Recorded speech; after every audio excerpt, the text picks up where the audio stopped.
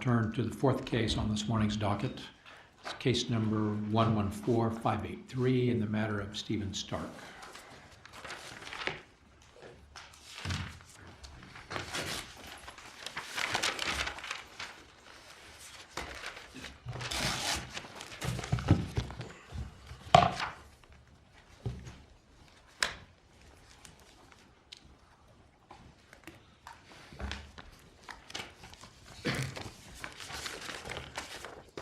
May it please the court, Stan Haslow appearing for the Disciplinary Administrator's Office. I would like to reserve 2 minutes, Your Honor. 2 minutes is granted.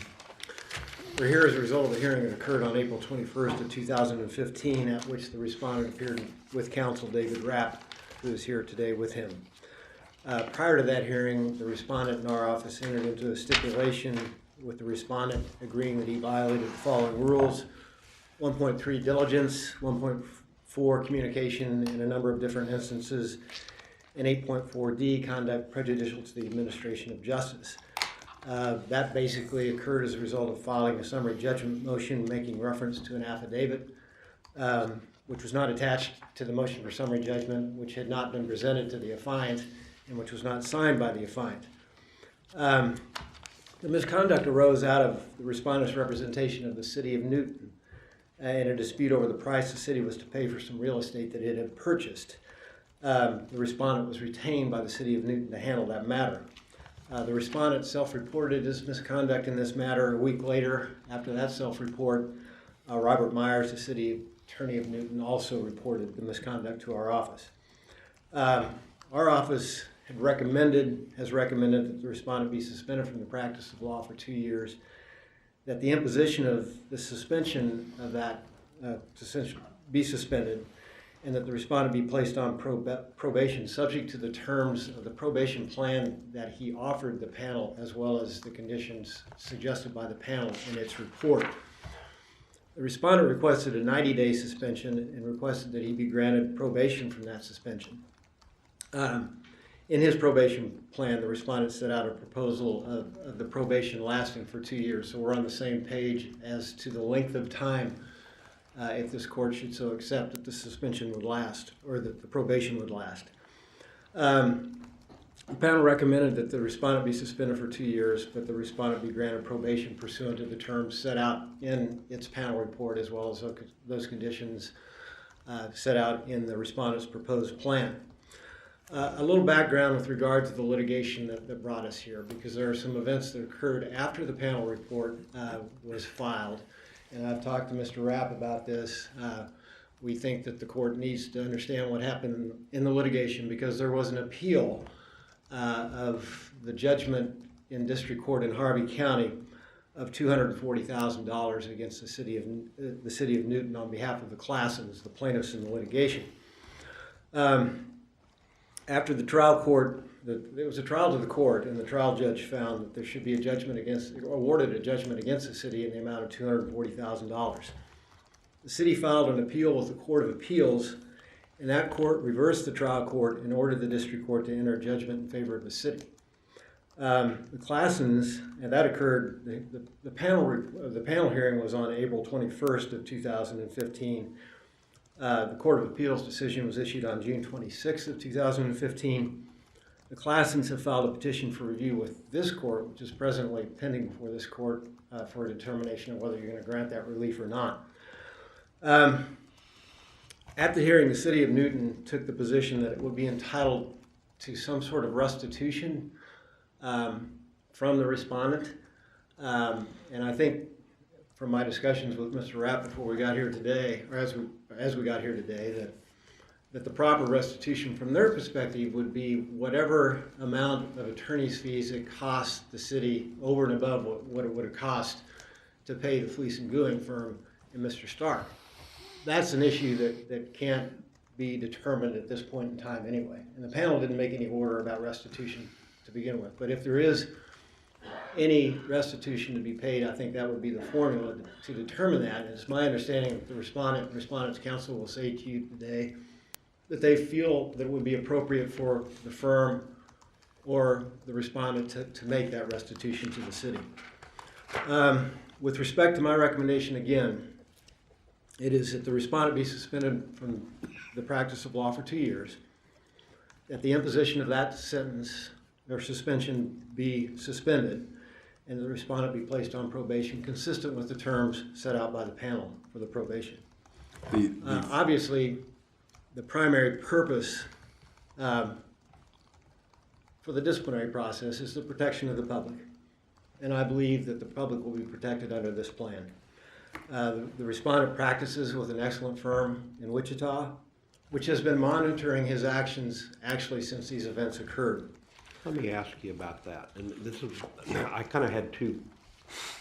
There's a provision in the probation plan that says that they'll assign another lawyer to cases that the respondent's working on, or I guess that'll be monitored. And what the questions I had were, number one, have you guys talked about whether that's a billable event to the client? In other words, clearly the client's not going to want to add an extra body to a case if it's not necessary. And then how do we pass that threshold? And then the other thing that occurred to me, and I don't necessarily have a position on this, it just occurred to me, and I will again see whether you guys have talked about this, is do the clients need to be notified that the respondent is operating under a monitored probation arrangement? You know, when we have disbarred lawyers who serve as paralegals, we don't allow client contact, but we also have required some notification of the client that you're going to have a disbarred lawyer working as a legal assistant, you know, behind the scenes, as I recall. And I'm just wondering whether you two have talked about it, and whether maybe I'm making more of it than I need to. But those are the two questions I had. Sure. First question about whether the lawyer who's been assigned to the case from the very beginning, which actually there was a probation plan suggested to the panel, but there was an operating plan that the firm put into effect as soon as this occurred and it came to light. I don't believe it would be appropriate to charge a second lawyer's time for the supervision, I guess is the short answer, but actually there's more of an answer than that. Mr. Rapp and I have not talked about that. I'll let him address, but to me it would be inappropriate to charge the client for another lawyer's time. Second question, to my knowledge, there has not been a court holding, or this court has not held that it's the responsibility of the respondent to tell the client of this probation plan. But I think as a matter of communication under 1.4 that would be a necessity. I think the client's entitled to know that. Panel found that the respondent complied with Supreme Court Rule 211G and that it timely filed its probation plan and served it on the members of the panel. The panel, after hearing the evidence, concluded that the respondent's full compliance, that they felt that it would ensure the respondent's full compliance with the disciplinary rules and the orders of this court, and that they concluded that the respondent's conduct could be corrected by probation, and that placing him on probation would be in the best interest of the legal profession and the citizens of the state of Kansas. Serious misconduct, there's no question about that. And I mean, if you were to look at the standards I cited in my closing argument, they suggested suspension was the appropriate sanction. When you look at the mitigation, though, I felt it took it down to a point where I felt that the respondent should be allowed to be placed on probation. And when I talk about the mitigation that I think occurred, first of all, if you look at the letters of support from past clients and lawyers from the legal community in Wichita, it's clear that those folks were satisfied with the respondent's services. It's clear that the lawyers think that this is an outstanding lawyer who suffered from what the panel described as profound depression. I mean, there's no question in my mind from reading the record, reading what the doctor said, that there was depression, profound depression, that there was a correlation between the depression and the misconduct. There has now been a sustained period of rehabilitation, and in the opinion of the doctor who the respondent has been working with, that's not likely to happen again. One of the letters of support, and I don't know if you've had a chance to read it, is from one of his partners, William Trutbar. which is a pretty compelling letter in my estimation about this respondent, his ability to practice law, the depression from which he suffered, and his ability to go forward and be a good lawyer. And finally, I would say the firm has Charles Cole, who's in charge of supervising him, if you should accept that plan. Mr. Cole has been in touch with me since the panel hearing, explaining to me what's going on with the respondent, and there are no additional problems. In fact, there's been an audit of all the files on which he was actively representing folks at the time of the misconduct occurred, and there are no other cases where there was misconduct. And I think that's another reason the court ought to seriously consider placing him on probation.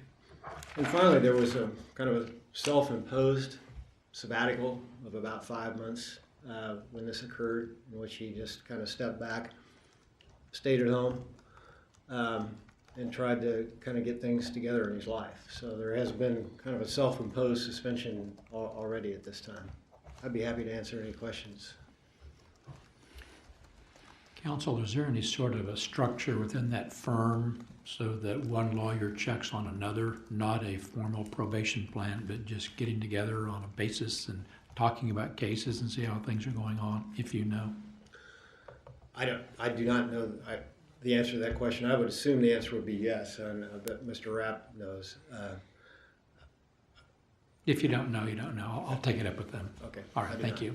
Any more questions? The functional difference between your recommendation and the respondent's recommendation is 90 days versus 2 years suspension, and that would be as a result if conditions of probation are violated or not complied with, would result in a 2-year suspension as opposed to a 90-day. That's just the functional difference here? That's correct, and I would explain it to my way of thinking. The underlying misconduct is very serious. Right. I mean, it wasn't until like 6 days before trial that the city of Newton even knew they were going to go to Right. trial. No, I understand And the circumstances surrounding the submission of the summary judgment motion, to me, indicate that the underlying suspension period should be more than 90 days. Thank you.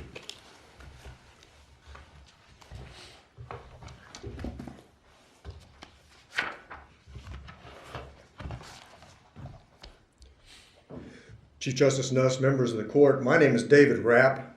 I'm a lawyer in Wichita, Kansas. I'm here today on behalf of Steve Stark, the respondent. Also with us today in support of Steve is his supervising attorney, Mr. Charlie Cole. As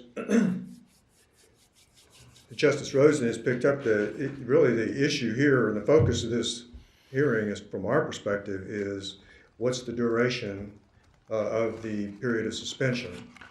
And I can tell you that from our perspective, we see a 90-day suspension as opposed to a 2-year suspension as really, a reduction in the stigma of the discipline.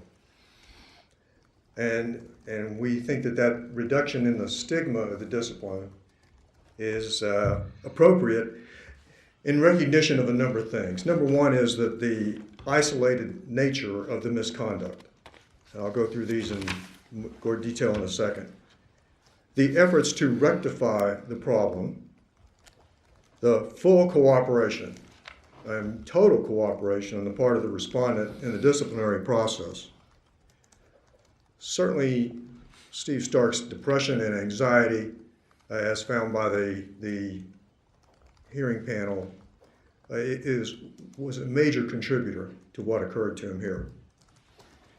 Steve's heartfelt remorse and the efforts that have been put forth by this great law firm and by my great client to make sure that something like this never happens again. Now, Steve Stark is an excellent attorney. We provided letters of recommendation not only from, or support, not only from members of his law firm, but also from a number of long-term clients. And frankly, if you were to read the allegations in the formal complaint and our answer, and the determination by the hearing panel, you get a pretty ugly picture of somebody practicing law. Then when you read those letters, there is a sharp contrast, and one of the interesting things is that many of the things that his long-term clients praise him for are the very violations that he committed in this particular case. Why doesn't that provide the mitigation to support probation rather than the stigma of the rather gruesome picture painted as you indicated? To me, it's the flip side. We want to put the message out to attorneys: if you do this, this is the kind of sanction you can expect. But as a matter of grace in this case, because of the isolated incident, the effort to rectify, the cooperation, the depression, anxiety, the heartfelt remorse, and the efforts of the firm, that he gets probation. Your Honor, I would like to suggest that those same elements, and I'll get more of this in a second, but those same elements also support the idea of a reduction in the stigma. I truly believe that most people, when they look at somebody who's been suspended for 2 years, even if they're then put on probation, there is the feeling, the aura that there's much greater violation of the rules than somebody who got a 90-day suspension. The efforts to rectify what occurred.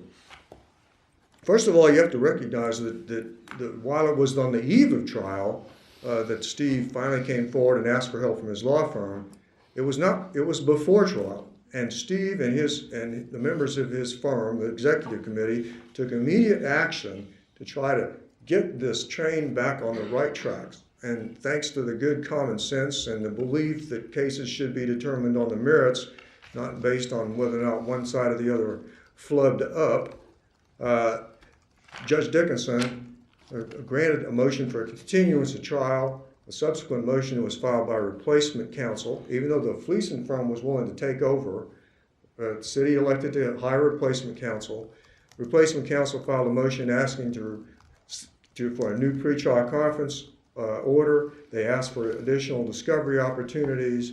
They also asked for a further continuance of the trial, and they also asked for an opportunity to file a motion for summary judgment. Since this was going to be a trial to a bench, Judge Dickinson decided he didn't need to hear another summary judgment hearing, and he only would permit a continuance of the trial setting, a further continuance if the plaintiffs asked for it. So the case went to trial.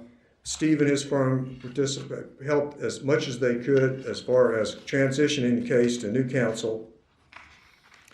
But again, the case got, before the ship sank, if you look about the Titanic, he alerted them that the iceberg was there, and they still had time to turn it before the hull got ripped apart. Steve's mishandling of the Klassen case, as the letters of support and as his record would show, was really unique in his normal practice. And in fact, when he took his sabbatical, his matters were assigned out to other lawyers in the firm, and those other lawyers took them over, and there weren't problems in other cases. This was the one case where his depression really came to bear and caused things to get screwed up. The remorse that Steve has expressed, of course, he expressed it, and you'll hear expressed it again today with your permission.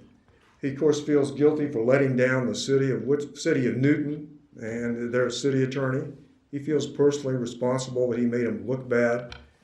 He feels guilt at frustrating the opposing counsel in his efforts to try to move the case along, and of course the judge who was handling the case. He feels guilt at embarrassing his partners and the good name of his law firm. This is really a very unusual occurrence. He feels guilt at embarrassing his family and the 4 generations of attorneys that are in his family. This is the first time something like this has happened, and they must live with that stigma as well. His grandfather and his father won't, but his kids and other siblings who are lawyers.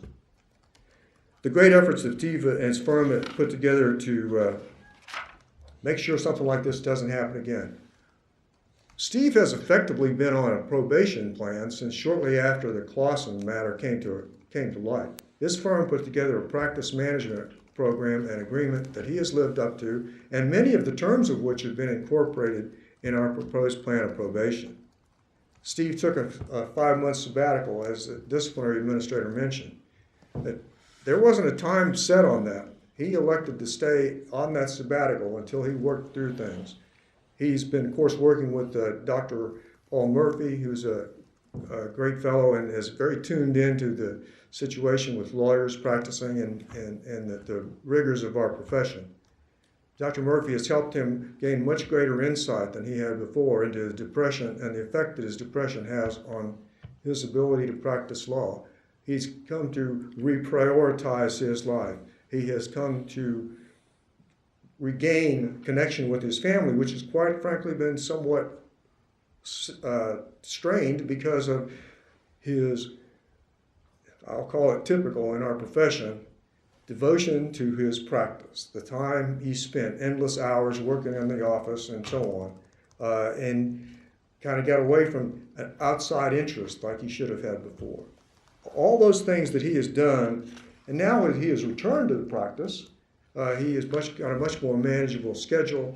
He is trying to make sure he maintains the connections with his family that he has retained, that he has reinstated. And he's also, of course, participating in a support group as well as continuing to be involved with Dr. Murphy. You may, this hasn't come up yet, but you may know that he had a diversion 10 plus years ago. And so you may be wondering, well, what's different this time?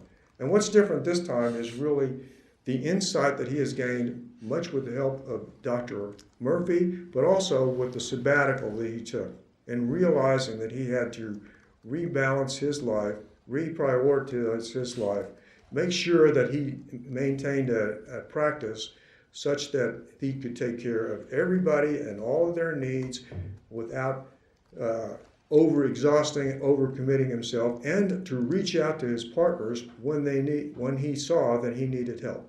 And refresh my recollection, Counselor, the diversion was for a violation that is also a rule violation in this case. Is that right on that? It was for violations of lack of diligence and lack of communication on a client matter, and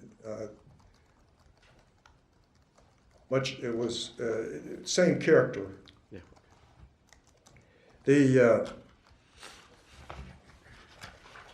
I don't want to take too much more time other than to just highlight this idea that I think that really in our practice and in our profession that this 2 year versus 3 months is a little bit more of a big deal than, and I think that the public probably sees that too. I don't know what more Steve and his firm could have done, and Steve is committed to not only fulfilling all that's required for the probation period, but his practice management program arrangement with his firm doesn't have a sunset date on it. You know, if he completes his probation plan, if you all grant him that, then he's finished with probation. But that doesn't mean he's going to be finished with a practice management thing. The reduction in the stigma is just really to help to provide some recognition. And I understand what Justice Johnson says about, well, you know, you're getting the recognition of the probation, but 90 days and 2 years is a big difference. And we would just like to have some benefit for that, for all of the effort that was put forth in trying to get everything back on track the right way, so that this client wasn't harmed any more than they would be. And because we have no question about the 2 year probation plan, all of the protective measures that this court would require on a 2 year suspension would still be there with the 3 months or 90 days suspension. And Steve would like to talk, and I've Counsel, let me follow up on my billable event issue with the monitoring. Is that an issue, or is that something we should consider in terms of adding to the probation plan, that the monitoring would not be billable to any client? If it's not an issue, we can talk about it, but I don't think it's an issue, Justice Biles, but it certainly, I think the firm and Steve would be more than happy that that be explicitly stated if you feel that that's necessary.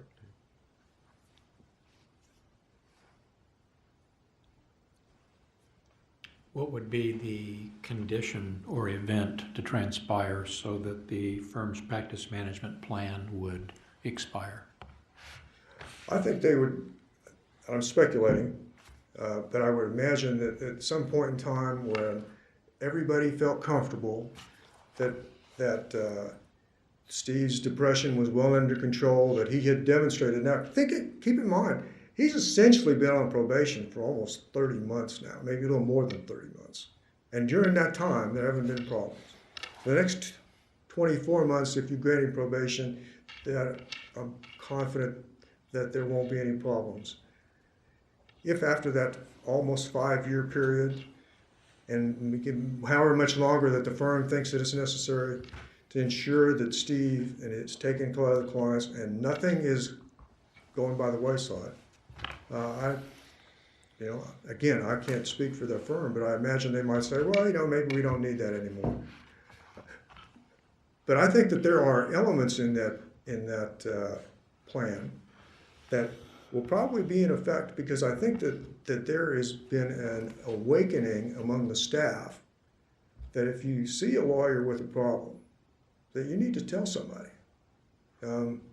You may recall from the record that at some point, Steve's secretary was urging Steve to get a hold of Lee Thompson because Lee was beside himself. Now, in some firms, I would hope that my assistant, if she saw that happening to me, would go see my partner next door, Dale Ward, and say, you better talk to Dave because he's not getting it. And I think that's the sense that's been awakened now and as part of the support staff. Again, I'm kind of speculating. Nobody's told me that, but that's the sense I get of it, Justice. Very good, thank you. We'd like to hear from your client if you'd like to speak. Thank you, sir.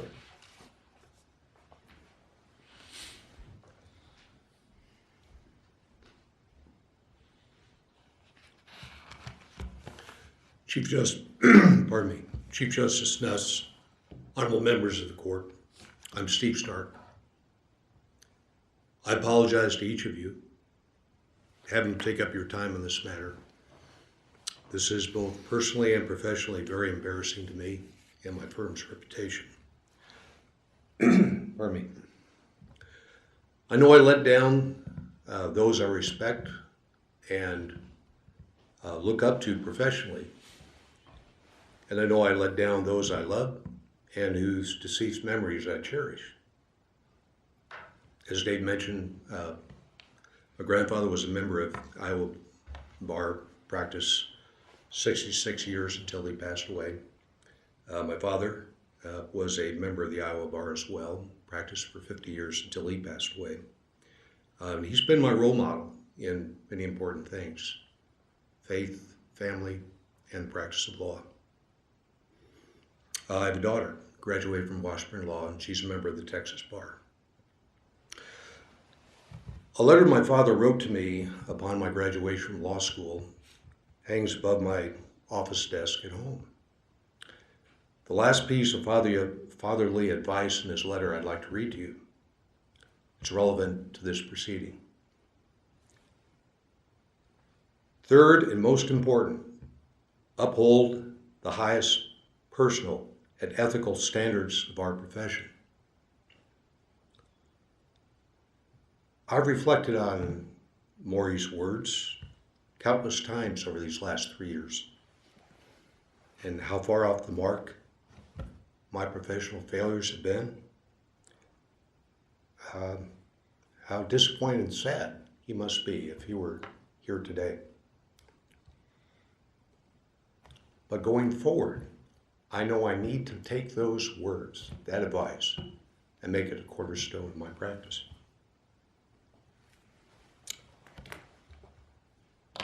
I accept full responsibility for my misconduct. I have no one to blame but myself. I failed to diligently represent the city of Newton in the Klassen litigation. I did not reasonably correspond with Bob Myers, the city attorney. And I know my failures have caused undue expense, costs, and frustration to all of those players, to Bob, to the city, to the district court, to opposing counsel, and my law firm. There really is no excuse for my professional misconduct in this matter. My depression and anxiety, while profound, I think severe, it explains but really doesn't excuse. Bottom line is that I should have recognized and sought professional help many months, years before this crisis. Over the last 3 years, I have gained insights myself and depression, anxiety that I wrestle with. I'd like to share a few of those with you. I've come to the realization and accept the fact that I have a mental disease. It's chronic. It requires work and effort to cope with every day. No holiday. It doesn't go away, and it can't be ignored. I came early on to the realization that I had to change some things. And really not at the edges, but at the core. Personal, physical habits and routine, professional and administrative, and mental. I've come to realize the true value of my partners, their genuine concern for my well-being, their cooperation and help, their moral support. As Dave mentioned and as Stan mentioned, they jumped in and took over all my cases, enabled me to take a sabbatical for as long as it took for me to get back on my feet. I can count on my one hand the number of times that I had a call from someone in the office on one of my cases. They did not want me to be stressed over, business at work. So this allowed me a lot of peace and quiet to sort things out. And it also gave me a wonderful opportunity to rehab some personal relationships that I had neglected for too long. My partners have also helped me begin to build back my self-esteem. Pretty much it hit rock bottom.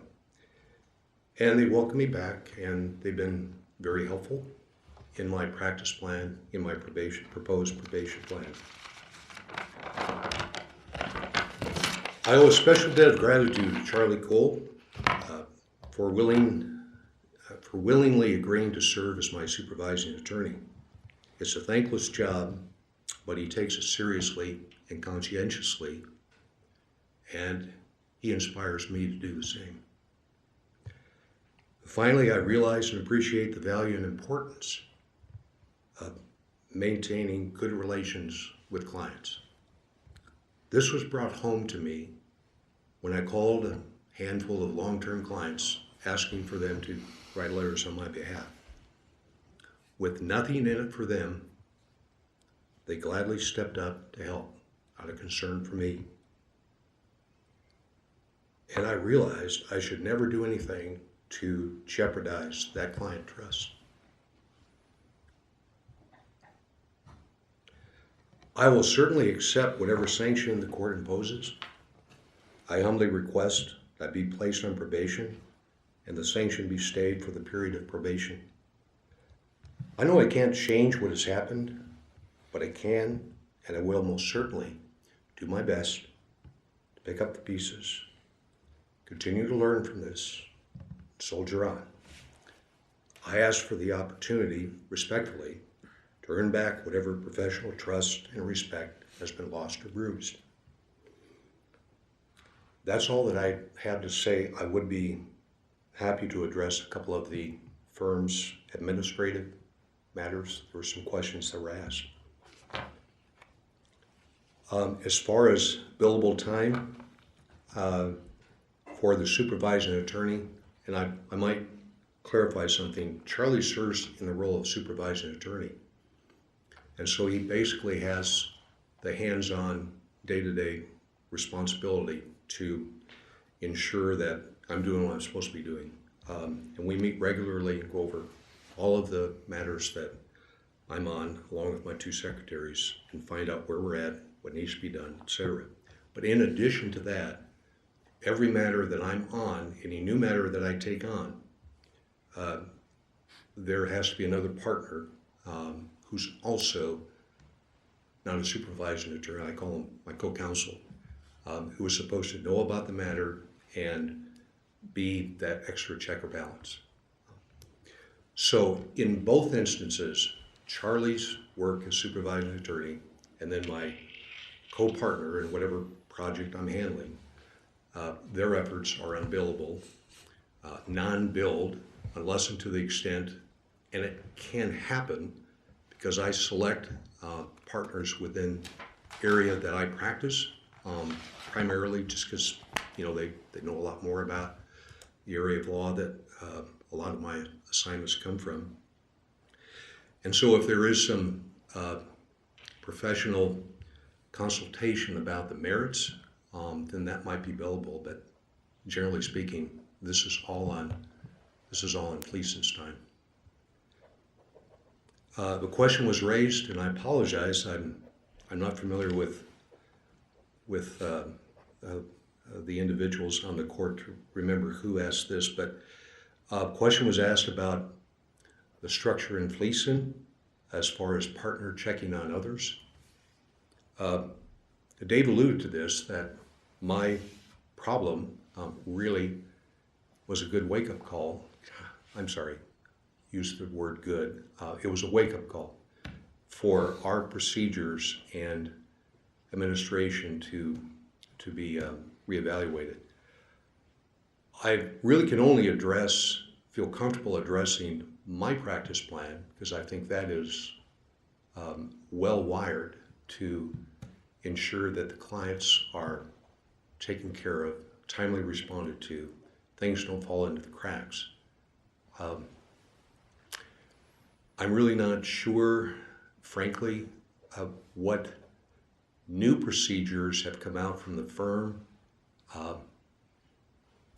So I'm afraid I have to take a pass on being able to help you understand what specifically the firm has done for everyone else. But as Dave mentioned, there's no doubt about it, a more watchful and concerned eye towards that administrative side of things. Things don't get lost in the shuffle. I know calendars, scheduled deadlines, we have a number of electronic and personal ways to make sure that deadlines don't get ignored. Those are the only questions that I noted that I might have some insights in. Wonder if there's anything else that I can address for you. Do we have any further questions of either counsel?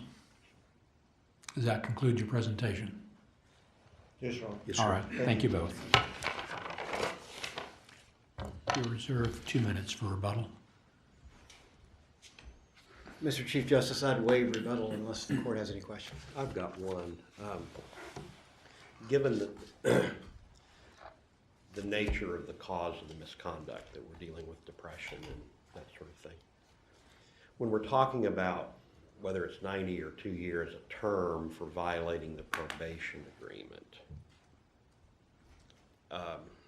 what do we do about the possibility of a reinstatement hearing? I mean, it seems to me if we're in the business of the probation plan, the monitoring isn't working, then, and we invoke a term of suspension, that we maybe need to be scratching our head about how we allow reinstatement, because, I mean, how do we get to that issue?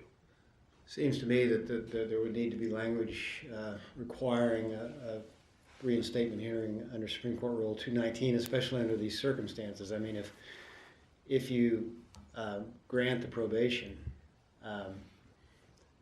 then there's a violation of that probation, then we have a new set of violations, and so whatever the term of suspension is, it seems at the end of that term of suspension that there should be some reinstatement hearing so that the respondent can convince this panel and this court again that he or she is fit to come back into the practice of law. Was a 219 a part of what you folks recommended? I'm sorry, I just don't remember. I don't think so.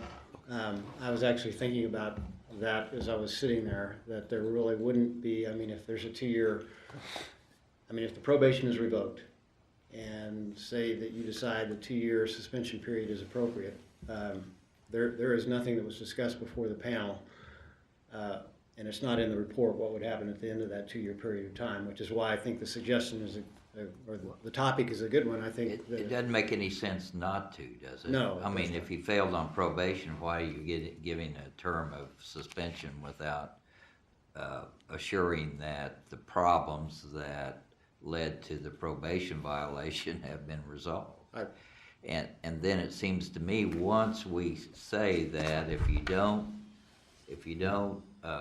comply with probation and trigger the suspension, which then triggers a requirement for a reinstatement hearing at which you prove that you're amenable to the practice of law again, that the term of suspension is an academic matter. I don't disagree with anything you just said. And if we had a suspension hearing requirement at which Mr. Stark had to prove that he was ready to go back to the practice of law, would you object to the 90 days instead of 2-year requirement, given that that's just sort of an academic question? Well, in this particular case, I just think the misconduct's serious enough that the period of suspension should be longer than 90 days. Any more questions? Thank you, counsel. Thank you all for your arguments this morning. Court will take this matter under advisement.